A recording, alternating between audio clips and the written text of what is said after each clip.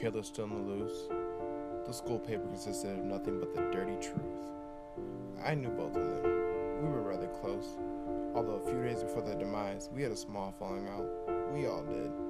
We were just a group of friends from a small town named Craven. The five of us were pretty close before petty high school drama led to us falling out. We loved going to things like movies, road trips, bonfires, parks. We were a pretty regular group of friends.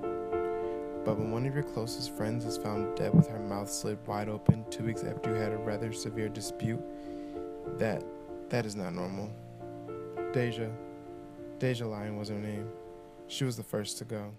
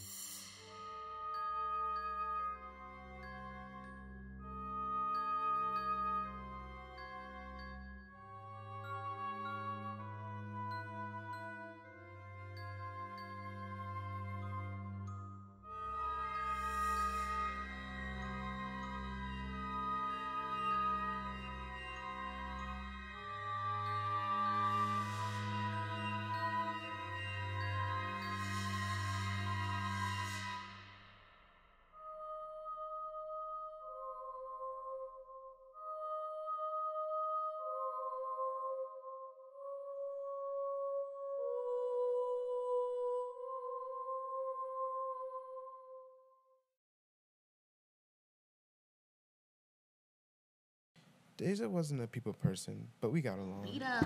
Angie, I was like, bitch, where? Ridiculous. Yeah. She wasn't gonna do nothing while I was there. Anyway, so I was gonna run back in. I first met her through Clark, a mutual friend of ours.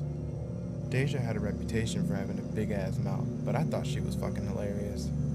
It wasn't long before her mouth sparked fire in our group. She had exposed Clark for being unfaithful to his girlfriend. At first, she denied having any involvement with the news getting out, but when Jessica stole and went through her phone, things got ugly. That was the start of it all. Deja left the group and we didn't hear from her for days. It wasn't long before Jessica saw Clark had been mourning from the loss of his girlfriend, so she comforted him. Sexually. Jessica had always had a thing for Clark. Only I knew this.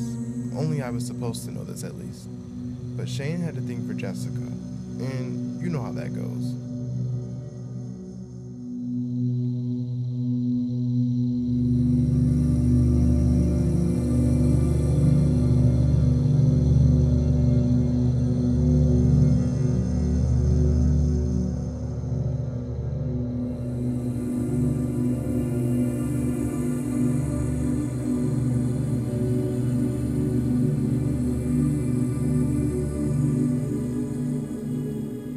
Around the time Clark and Jessica began fooling around, Deja showed up dead in the woods not far from school.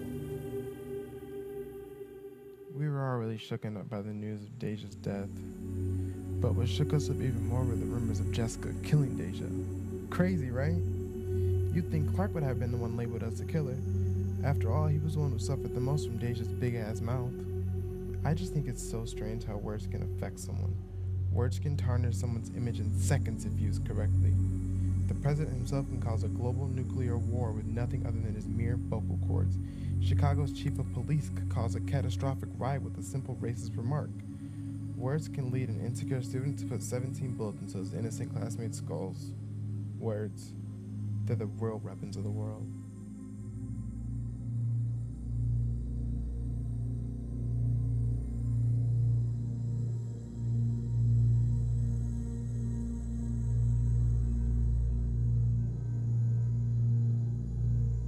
Jessica Olsen, she was the second to go. After receiving mass hate and threats from half the community, Clark finally believed them. Clark believed Jessica was playing some sick game to turn us all against Deja. He truly resented her. It wasn't long before Clark convinced Shane. I stood my ground and refused to take sides. Heartbroken and upset, Jessica cut us all off. 3 days later, her body was found dead and neutered in the woods. This is what led to a sheer feeling of disturbance and aversion in the community.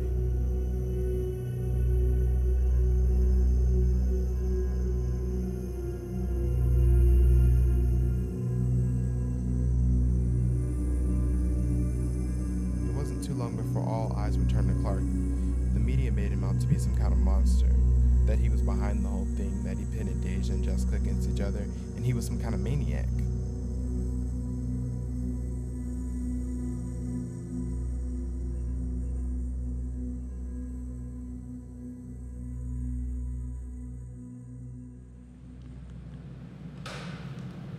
Do it. I swear. Right. Just like you didn't cheat on your fucking girlfriend, right? Shane, come on. Now it's just the two of us who remain. And to be quite honest with you, I'm not sure how much longer that's gonna be. Within 2 weeks, Clark seemed to lose it all. His girl, his friends, his privacy, and more importantly, his goddamn mind. It really makes you think how fragile our social system is, how quickly everything could just go. Clark was already on edge, and who knew who the next victim would be?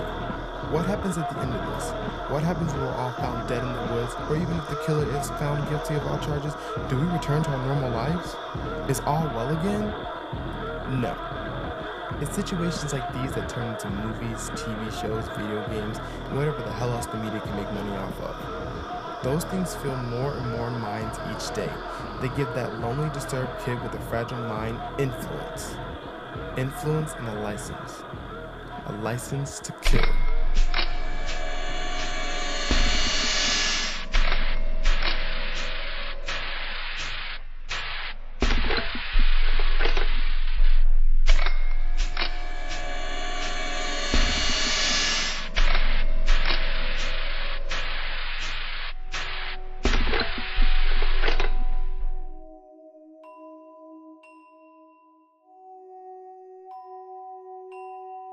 Alone I sit now. A feeling of nostalgia surrounds me. I haven't heard from Shane or Clark in about a week. Several investigations are underway, but all the hype seems to be dying down. Is it finally over?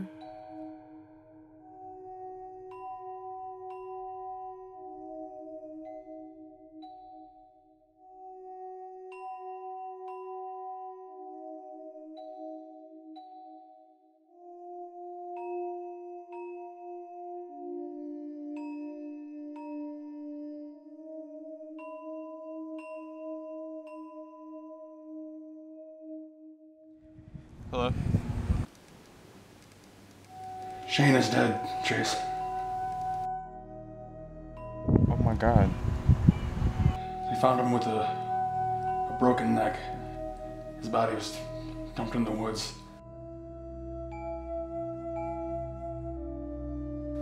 The cops are upstairs. They're gonna take me away. What? They found a mask and a blade with blood on it in the trunk of my car. Like, I didn't do it, man. Someone planted this shit on me. I'm not sure I believe you. I'm not a murderer. No, this all makes sense now. Chase, please. Rotten hell. Friends. Your friends are supposed to be a reflection of you. A mirror into your mind. So what do my friends say about me? Deja, a loud bitch who can't keep her mouth closed.